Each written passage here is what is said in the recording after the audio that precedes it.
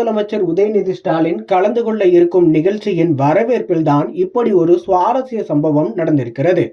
தூத்துக்குடியில் நடைபெறும் பல்வேறு நிகழ்ச்சிகளில் தமிழக துணை முதலமைச்சர் உதயநிதி ஸ்டாலின் கலந்து கொள்ள உள்ளார்.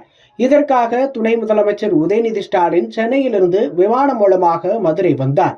பின்னர் அங்கிருந்து சாலை மார்க்கமாக தூத்துக்குடிக்கு சென்ற தமிழக துணை முதலமைச்சர் உதயநிதி ஸ்டாலினுக்கு எட்டயபுரத்தில் தூத்துக்குடி மதுரை தேசிய நெடுஞ்சாலையில் தமிழக சமூக நலன் மகளிர் உரிமைத்துறை அமைச்சர் கீதா ஜீவன் தலைமையில் மேலதாளம் முழங்க ஆயிரக்கணக்கான திமுக நிர்வாகிகள் தொண்டர்கள் சாலையின் இருபுறங்களிலும் நின்று வரவேற்பு அளித்தனர்.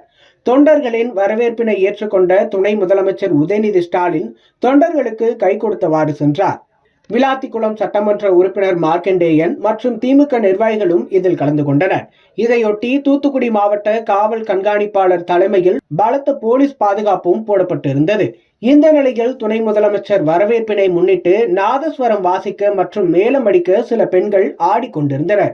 இதனை பார்த்த அமைச்சர் கீதா ஜீவன் சித்தாடை கட்டிக்கிட்டு சிங்காரம் பண்ணிக்கிட்டு வாசிங்க, பெண்கள் ஆடட்டும் என்று நாதஸ்வர கலைஞரிடம் கோரிக்கை வைத்தார்.